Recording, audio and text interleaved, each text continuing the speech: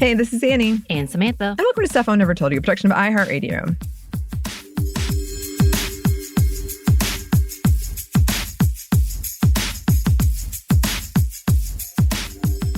And today we are finally coming to an episode I've been hinting at. We've been postponing about self-disclosure. In this episode, we're particularly talking about women and self-disclosure, but especially around things like abortion. I have seen this conversation play out lately. A lot of times we talk about it, even if we never use this term specifically in the activism space or the advocacy space. So it is a bigger conversation than what we're having today. And today is kind of a more siloed personal one that I've been thinking about. And then the algorithm was like, you've been thinking about this. I was like, oh no, I'm creeped out that you know that, but I have.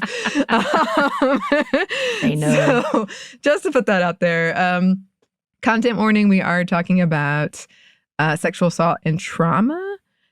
Take care of yourselves. I don't think we're going to go too in depth, but maybe more in depth than we would normally go when we say stuff like that. So just to put that out there. So one of the reasons I wanted to talk about this, and note, I have not read this, but a lot of quotes are about it, is that Britney Spears had a memoir come out recently, and there were some very upsetting things that she talked about and shared in it. And so I got served via the algorithm this article from Slate that was about self-disclosure and kind of the pros and cons of self-disclosure. And self-disclosure is essentially what it sounds like you're disclosing something about yourself. Well, okay, here's a quote from Slate. Sharing a mental health experience or a hardship like a pregnancy loss is called self-disclosure. You can self-disclose to a friend or family member or to the whole world. When it involves deeply personal details, though, it is far from easy and should be done with care. The aftermath of self-disclosure can include any emotion from joy to sadness to grief to anger. Telling your story in public, especially over and over again, has the potential to make anyone re-experience, even be re-traumatized by events of the past. So we're going to talk about that more in a second, but the quote goes on. Further, no one can control how others will respond to the disclosure. The person sharing may turn inward on themselves with negative self-talk as a result of someone else's take on their story, or a clicky headline cavalierly summing up their terrible experience. It's impossible to know what Britney is going through as her stories reverberate, though her most recent Instagram post might give us a hint that it's really, really tough, but I worry about her experience of self-disclosing such personal details, given that she has gone through so much and likely still is going through a lot. This concern is something I have for my own patients too. They are not global pop sensations, and most of them will probably never write a memoir, but many of them talk to me about a desire to share. I treat a lot of college students, and they are on TikTok and other social media platforms. Their posts can draw attention from people they do not know in person, and sometimes in unexpectedly huge numbers. So I was thinking about this, and it's kind of funny because I think I've had this episode planned for a while. So I think the episode I did that replaced this one originally, the happy hour, where I was just an anxious mess and I was talking about fan fiction and how I don't understand relationships at all, it kind of relates to that quote about like you can never, when people are interpreting or commenting on something that feels very personal to you and you getting hurt by that or confused by that, which is not really what happened. But I was shaken by it, is what I'll say. But one of the reasons I want to talk about this is when I was going on a trip with my friends recently, I got a text from my mom, and it was a really long block of text. My mom is, not a typical texter. She'll occasionally text. It's not her way of communicating. She knows it's what I prefer. But it opened with, I read the book. And I immediately closed it. I was like, no. I cannot deal with this right now. Because it was a huge block of text. And I had to tell my friends what happened because I think it was clear, like, oh, wow, she's stressed out, whatever. And I was like, oh, she just texted me about the book. I'm not going to read it. I'm not going to deal with it right now. Because you and I have talked about this, Samantha. for different reasons, for very different reasons, I will say. You and I kind of tried to hide this book from our family.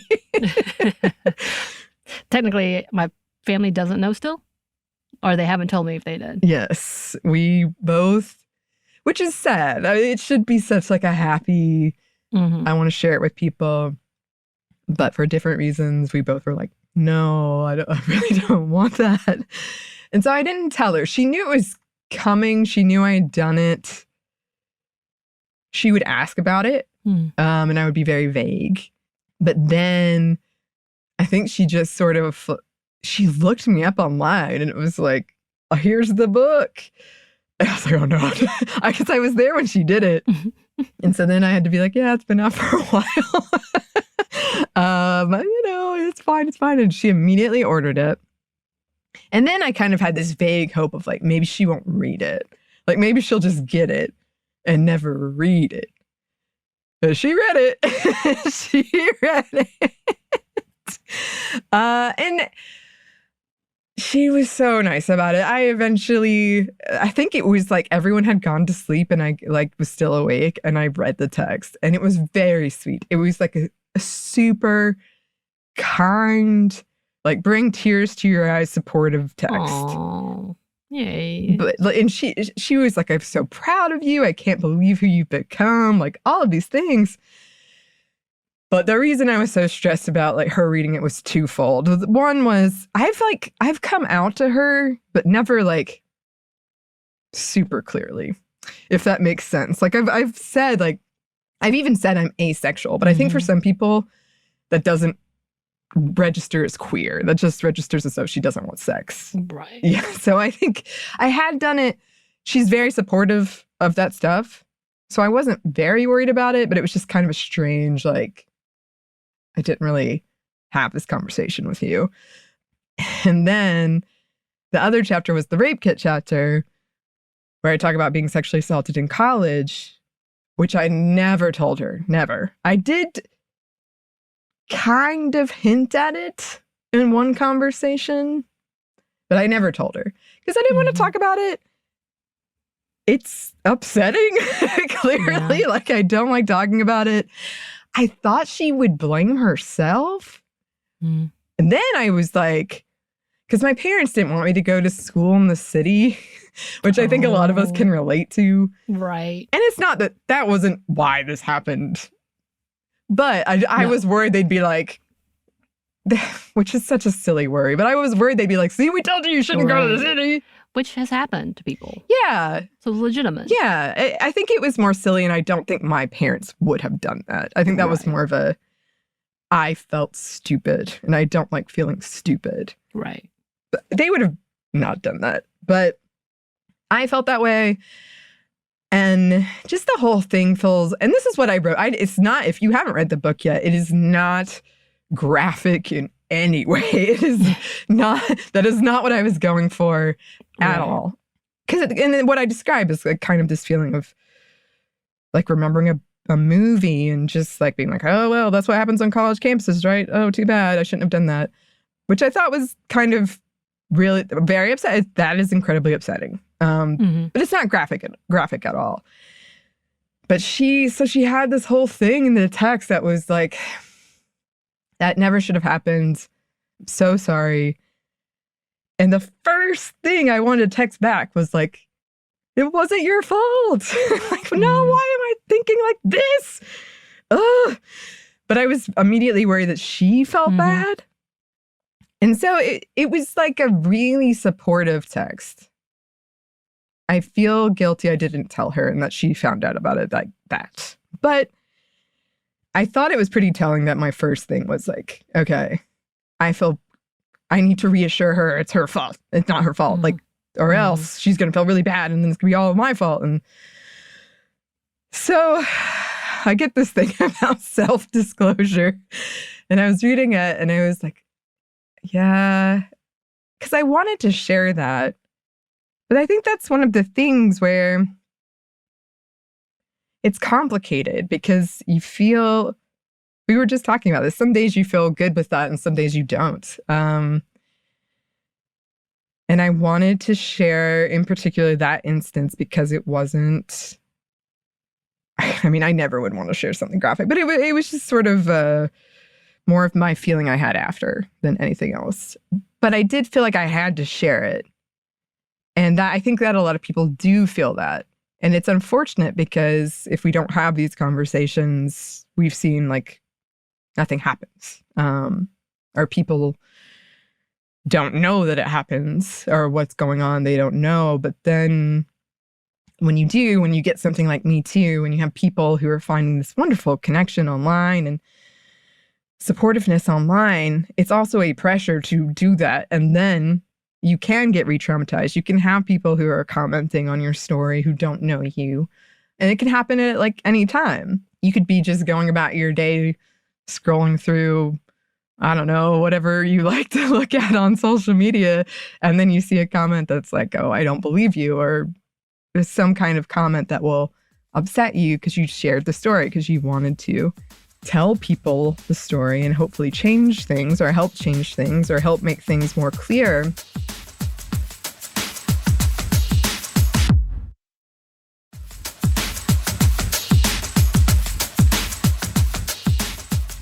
So that happened, and my mom and I haven't talked about it yet.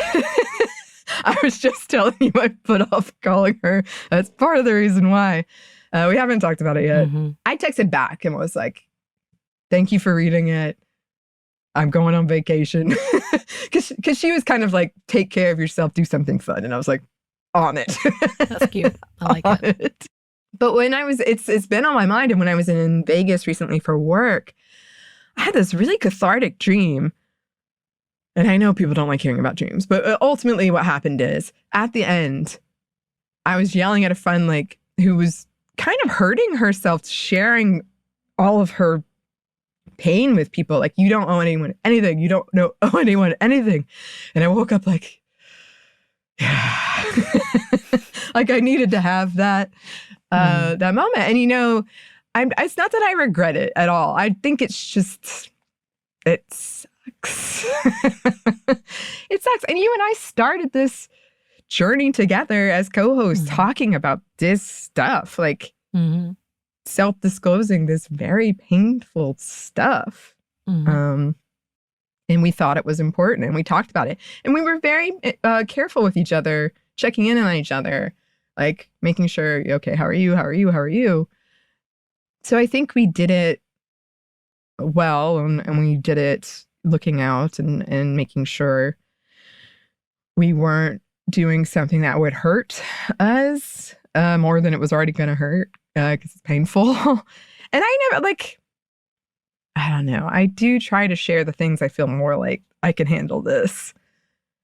And there are other things I just won't. I will never, ever share. And I think about that too, because I don't know if you remember this, Samantha, but one of I think it might have been the first conference we went to together, podcast conference in Orlando. Somebody in the audience asked us, like, where do you draw that line? Where is the line between, I want to share this because I think it's important, and also I just want someone to know, versus thinking about your own health. But they also brought up like the health of the people in your life who might listen to it, how that might hurt. And I think that was a more specific family issue she was discussing. But I think about that a lot. I think about that quite a bit. And the answer is, you know, it's personal for everyone. It can change. I do think it's worth examining why you want to share it, and really thinking about what it will mean for, like, maybe the worst person to hear it. What would it mean? If it's out there, they could. Right. I don't know. It's complicated. Right. I mean, I think it was interesting because it was such, for the four of us, the podcast hosts from Ethically Ambiguous, who are great people, Shireen and Anna. And we got, because we were talking very personal stories, both of us, both the shows, because we had began, again, like we were talking about our trauma series, I was going through a lot of trauma. And it's interesting when I think about how far we've come through in understanding our limits. And I've learned this as I've gotten older, because in college, as a very heavy Christian teacher, I taught testimonies are the way to go. And the harsher the story is, the more likely you're going to get engagement, and people will trust you. Yeah. It's literally a voyeuristic field day for people to hear those who have gone through the worst things, cancer, drugs, rape, murder, like any of those things. And as an adoptee, people love hearing my pain. And then people love hearing white people have saved me. And I was a circus show to prove the value of Christian saviors. And I never realized it because I was so engulfed in feeling guilty, in having survivor's guilt. And we've talked about this so many times, that I owed my life by sharing these stories. And I still feel that guilt. In order to be taken seriously by the crowd of me proving that I have faith, I had to share the most personal stories, to the point that I worried that people were going to think that I'm lying. Yeah. And I know we're going to talk about this. You're probably going to talk a little more about this in a bit, but like, there's so much to this conversation of who you're doing it for. And as a person of color, realizing what it was for, realizing what my story was used for. And yeah, it included so much, like it almost included a human trafficking level of conversation. And then again, like I've talked about in the book about the abortion chapter, about me being used as a scapegoat, me being personally told that I should be, of all people, pro-birth.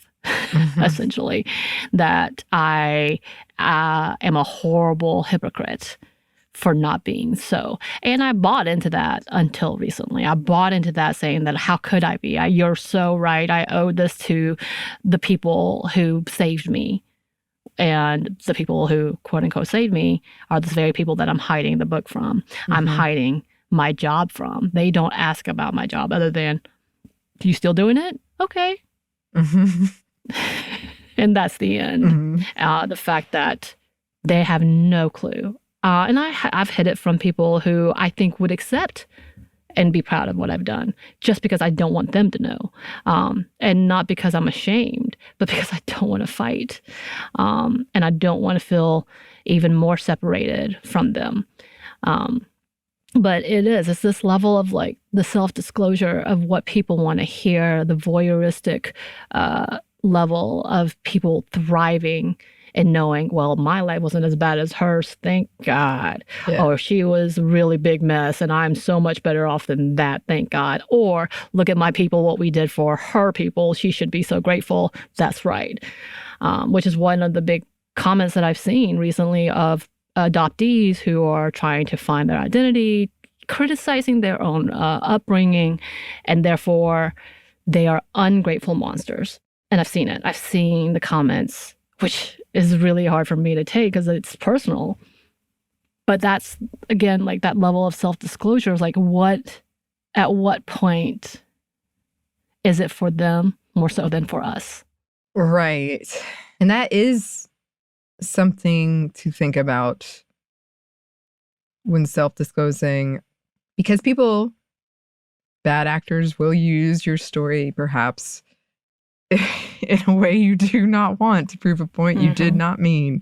And there are certainly things that I've been like, okay, that's better off never being said. I'll keep that one to myself. And there is the worry of like, oh, people won't believe this. I've definitely had people dismiss me because they're like, but you seem so okay. And I'm like, right. Okay. Great, I guess. Well, now that you've said that, I'm fixed. Thanks for that. Yeah.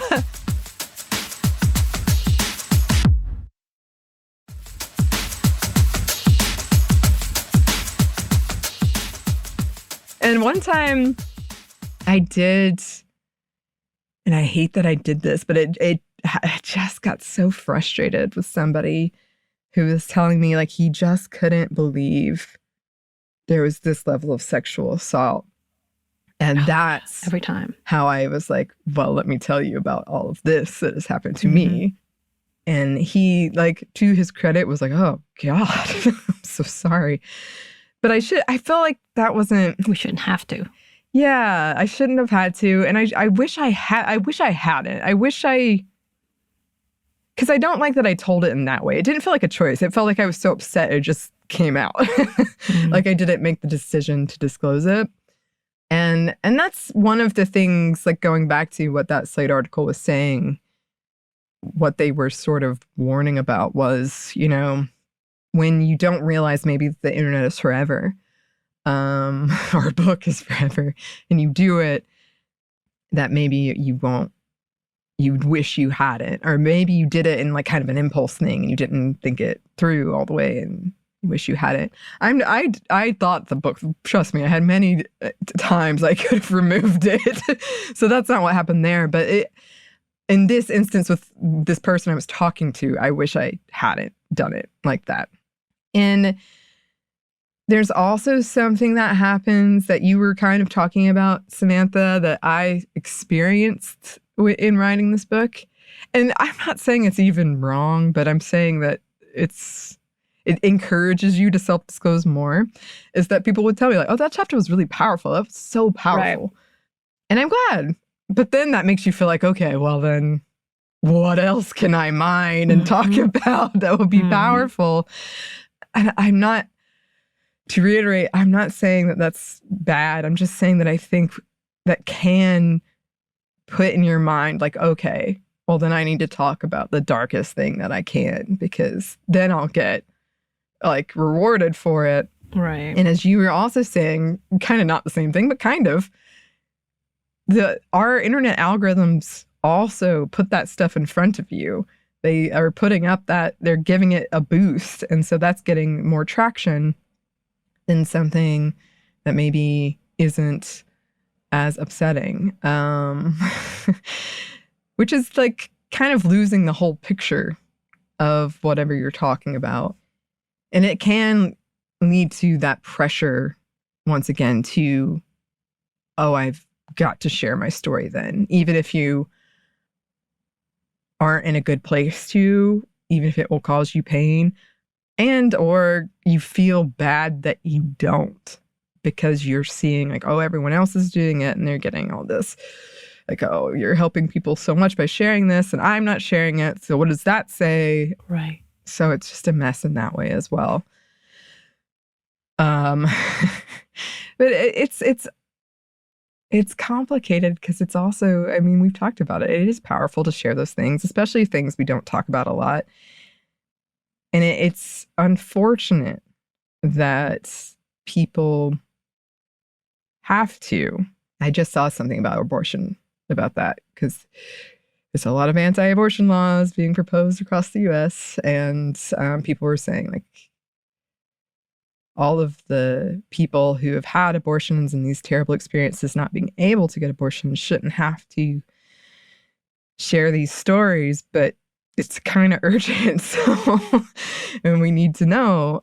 So that's, once again, just sucks. That just sucks. Here's another quote from that Slate article.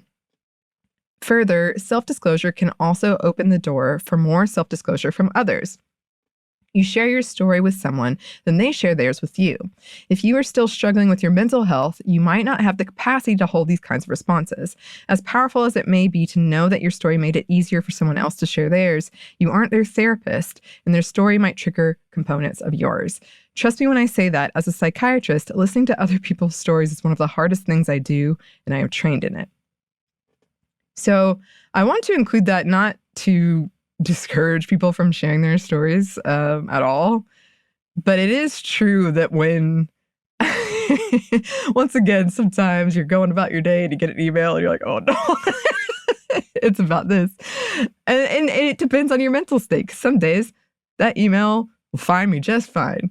And it's up to me to know that. It's up to me to know that. Like, do not read this right now. You are not in the place to do this right now. But that is true, especially for someone bigger than you and I, like Britney Spears, where you're just getting bombarded by all of these things. And it's beautiful to share your story. And we always appreciate people who take the time to do it and the vulnerability of doing it. But I do think that's something also to keep in mind when you do self-disclose is people are going to want to do so with you. Right. And be ready for that and have a plan for that. Right. To protect yourself. Yeah. I think there's another point I will say, like, as a person who had a bad habit of this, because I'm not good at fake answers. So if you asked me how I was doing and I'd say I'm not very good, and they'll be like, how's work? And I'm like, well, do you really want to know? And then telling someone, like, I've been called out being like, you are telling too much. We don't want to hear that, because my job was that on a constant level where I had story after story after story of heartbreak and trauma and all these things. There's this level of like, yeah, I get it. You don't want me to talk about this. I'm trying not to. But also, if you're friends with someone who works in that field, don't ask if you don't want to know. Right. Like, just as much as you think that, you might know, you probably don't. So be aware of that. Also, for those who live in that world, it's hard to separate it from everything else. And self-disclosure in that, this is also why people don't go out a lot or try to hang out with people within their own groups. And then when they're in those groups, if you are not from that world's going to traumatize you. So be aware. I speak from experience, in which we really would have to try to tone it down, but sometimes it was hard. It's hard. It's hard when you live in a world of trauma. And I say this for those who work in hospitals, who are teachers, who are social workers, who are like all these different things, nurses, doctors, all the things. If you were living in a conflict-torn world, if you have family in that world, if you have people that you know in that world, it's going to be hard not to hear it. So there does live like a middle ground of privilege and a responsibility as well. So like it's like, yes, for those of us who are self-disclosing, be aware that things are happening around the world that not everybody wants to hear about all the time, but also for those who have never had to deal with that, lucky you, maybe it's time for you to hear that side as well. But yeah, it's really hard. It is. And that therapist being 100% correct, well, like, if you're not ready to hear it, you might not want to disclose it. Yeah. That's mostly the point I'm making, because we're in a public space. It's hard, though. So if we talk about it, people are going to respond to it. That makes sense. So you just have to be ready. You've got to be ready for that.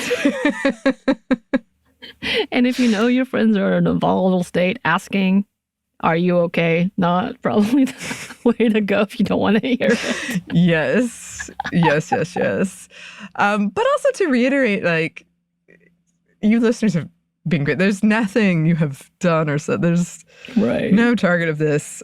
It's just something I found interesting when it comes to being in this space and sharing stuff like that and hearing from other people. Ultimately, it was sort of like I waited to respond to my mom, but I did read it within the day and I did respond. Proud of you. I know that was nerve-wracking. It was. But I'm also like, she read the book. That's so sweet. That's so kind. Thank you for reading the book. She bought it and read the book. Thank you. Again, more than anybody from our company has done. So thanks. My mom is a sweetie. Well, yeah, those are some thoughts on self-disclosure. Like I said at the top, this is a very specific, like there's a lot of realms of self-disclosure. This was a very specific one. Right. A very personal one. But I'm sure we'll probably come back in the future to talk about it. But in the meantime, listeners, if you have any thoughts about this or any other topics we should talk about, you can email us at stuffmediamomstuff@iheartmedia.com. You can find us on Twitter at momstuffpodcast or on Instagram and TikTok at Stuff One Never Told You. We have a TeePublic store and we do have a book. Yes. You can get it wherever you get your books. Thanks as always to our super producer, Christina, our executive producer, Maya, and our contributor, Joey. Thank you. And thanks to you for listening. Stuff I Never Told You is a production of iHeartRadio. For more podcasts from iHeartRadio, you can check out the iHeartRadio app, Apple Podcast, or wherever you listen to your favorite shows.